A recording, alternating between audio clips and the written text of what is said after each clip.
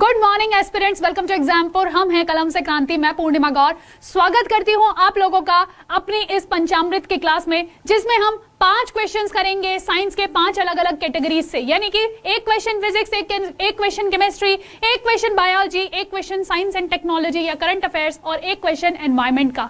तो फटाफट से 5 मिनट में अपने इस क्वेश्चन को स्टार्ट करते हैं और देखते हैं कि आप इनमें से कितने क्वेश्चंस को एकदम सही तरीके से आंसर करेंगे। देखिए, सबसे पहला क्वेश्चन आप लोगों के सामने है कि ग्रीन कलर जो हमें यानी कि हरा रंग जो आतिशबाजी में दिखाई देता है वह इस क्लोराइड के लवण के कारण होता है। देखिएगा, जब भी आप लोगों से पटाखों के बारे में सवाल पूछा जाए तो हमेशा ध्यान रखिएगा, अगर आपको हरा रंग दे रखा है तो वह बेरियम के कारण ही होगा, यानी कि बेरियम धातु इसके लिए रिस्पॉन्सिबल होती है। बेरियम धातु के जो लवण होते हैं, जो उसके सॉल्ट्स होते हैं, उसकी वजह से आपको हरा रंग दिखाई देगा। सोडियम के कारण आपको पीला रंग दिखाई देगा, स्ट्रोंशियम के कारण आपको लाल रंग दिखाई देगा। तो ऐसे ही आपको क्वेश्चंस मिलते हैं। देखिए, ये क्वेश्चन कई बार रिपीट हुआ था अभी रिसेंट के ही कुछ ईयर्स में, ठीक है। नेक्स्ट क्वेश्चन देखिए, सेकंड क्वेश्चन आप लोगों से कहता है, ये बायो का क्वेश्चन है आप लोगों के लिए, कहता human shoulder joint is an example of dash joint, यानी कि मानव के कंधे का जो जोड़ होता है ये कौन से जोड़ का एग्जाम्पल है। देखिएगा, यहाँ पे क्या है, यहाँ पे आपकी ये जो कॉलर वाली बोन है जिसको हम क्लैविकल कहते हैं, और जो आपके पीछे एक त्रिभुजाकार बोन है जिसको हम स्कैपुला कहते हैं। कभी हाथ को ऐसे करके देखिएगा, आपको वो फील होगी, ठीक है। त्रिकोण ऐसी एक आपकी बोन होती है।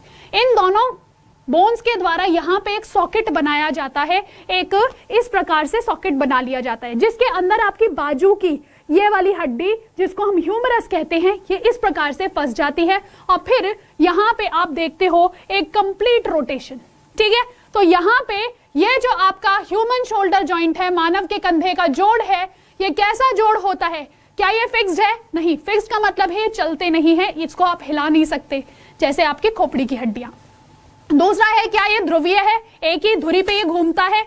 नहीं, ध्रुवीय हड्डी क्या हो जाएगी, जैसे आपकी गर्दन की हड्डी, ऐसे आप एक ही ध्रुव के ऊपर ही पूरे की पूरी आपकी मुंडी घूम रही है, ठीक है।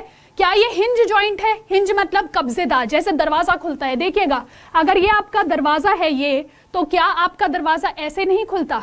कहोगे यस मैम, तो इसका मतलब ये हिंज जॉइंट हुआ। लेकिन यहाँ पे क्या है, हमने एक कुंदक बनाया, हमने एक क्या बनाई, बॉल बनाई, और उसको हमने सॉकेट के अंदर डाला। ये सॉकेट है, ये बॉल है, और इसके अंदर आपकी बोन चल रही है। तो इसका मतलब क्या है कि मानव के कंधे का जोड़ है, या फिर अगर आपसे हिप जॉइंट पूछ लिया जाए, आपके कूल्हों का जोड़ पूछ लिया जाए, तो ये कैसा जॉइंट है? बॉल एंड सॉकेट जॉइंट हो जाता है, ठीक है। और रिसेंटली ये सवाल आपके एमटीएस के पेपर में पूछा गया था।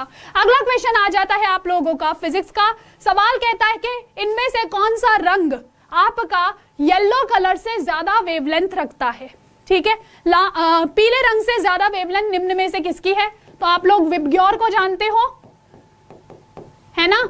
तो ये जो विबग्योर है ये क्या है, हमारे श्वेत प्रकाश के जब 7 रंग टूटते हैं तो इसमें वह इन 7 रंगों में टूट जाते हैं, जिसमें बैंगनी सबसे पहला रंग होता है, जिसकी फ्रीक्वेंसी अधिक होती है, आवृत्ति अधिक होती है, लेकिन वेवलेंथ कम होती है, तरंग दैर्घ्य कम होता है। इधर ये जो लाल रंग है, इस लाल रंग की आवृत्ति कम होती है, रिपीटिशन इसकी कम होगी, फ्रीक्वेंसी कम होगी, लेकिन इसका वेवलेंथ क्या होता है, बहुत अधिक। तो इससे मैं ये देख रही हूं कि विबग्योर से, यानी कि वॉयलेट से रेड की तरफ जाने में, बैंगनी से लाल की तरफ जाने में वेवलेंथ बढ़ रही है। येलो यहाँ पे है, येलो कलर यहाँ पे है, तो इसके बाद वाले जो होंगे ऑरेंज या रेड, इन्हीं की वेवलेंथ ज्यादा होगी। तो हम यहाँ पे देख लेंगे ऑप्शन में ब्लू नहीं, ग्रीन नहीं, तो आंसर क्या आ गया आपका, ऑरेंज आ जाता है। आई थिंक सो ये आपको क्लियर हो गया होगा। ये एसएससी सीएचएसएल का इस बार का सवाल है। अब आ जाता है सवाल आपका करंट का। कहता है कि world down syndrome day celebrate किया जाता है किस दिन? जल्दी से एक बार बताएंगे। तो ध्यान रखिएगा कि जो मार्च का महीना होता है, इसमें हम त्रिक वाले जो आपके जेनेटिक रोग हैं, आनुवांशिक रोग हैं, उनको हम लोगों को इनके बारे में जागरूक करने की कोशिश करते हैं मार्च के महीने में, ठीक है। तो ट्राइसोमी मतलब 3 क्रोमोसोम्स जो हैं अगर एक साथ आ जाए, वैसे तो देखो क्रोमोसोम्स जोड़े में मिलते हैं, लेकिन अगर 3 क्रोमोसोम्स एक साथ आ जाए तो वो ट्राइसोमी या त्रिक कहलाती है, ठीक है। अब देखिए, ट्राइसोमी 21 मतलब होता है डाउन सिंड्रोम। तो 21 मार्च 21-3, तो 21-3 को क्या आप करते हो, डाउन सिंड्रोम को के बारे में लोगों को जागरूक करने की कोशिश करते हो। यहाँ पे 10 मार्च को ध्यान रखिएगा, ये वर्ल्ड किडनी डे होता है। 13 मार्च जो होता है ये पटाऊ सिंड्रोम है, ठीक है, पटाऊ का जो रोग है वो है।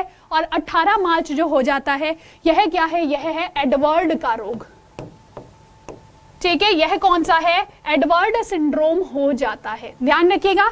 तो ये सभी सिंड्रोम्स आपके लिए इंपॉर्टेंट है, यहां से ध्यान रखना। जैसे मैंने आपको याद कराने की ट्रिक भी बताई थी कि तेरे को बताऊं, देखो भाई ऐसे कोई ऑफेंड मत होना, लेकिन ऐसे करके आप याद रख सकते हो, ठीक है। पटाऊ सिंड्रोम 13वें नंबर का जो आपका क्रोमोसोम का जोड़ा होता है वहां पे त्रिक बन जाता है, और डाउन सिंड्रोम में 21 नंबर के क्रोमोसोम्स के जोड़े पे त्रिक बन जाता है, ट्राइजोमी आ जाती है, ठीक है। तो ये क्वेश्चन हुआ आपका करंट का। और अब देखते हैं आपके एनवायरमेंट का क्वेश्चन। कहता है कि which of the following is not a cause of air pollution, यानी कि निम्न में से कौन सा वायु प्रदूषण का कारक नहीं है। तो अब आप देखो, अगर कहीं पे माइनिंग हो रही है, कहीं खनन का कार्य हो रहा है, तो क्या वहां पे प्रदूषण होगा? जी बिल्कुल, खुदाई में कितना धूल वगैरह निकलता है, तो इसका मतलब इससे होगा।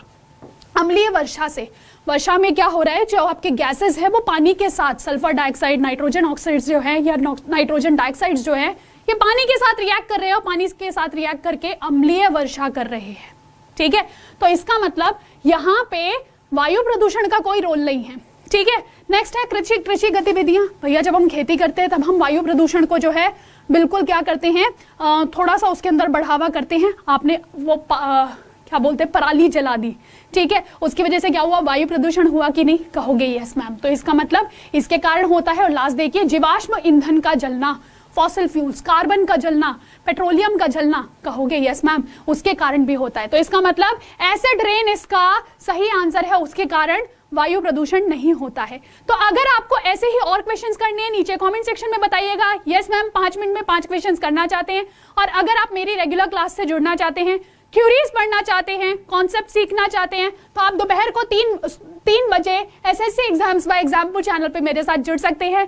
तो चलिए फिर मिलेंगे फिर ऐसे ही एक छोटे से सेशन में। This is Purnima Gaur signing off, take care, bye bye.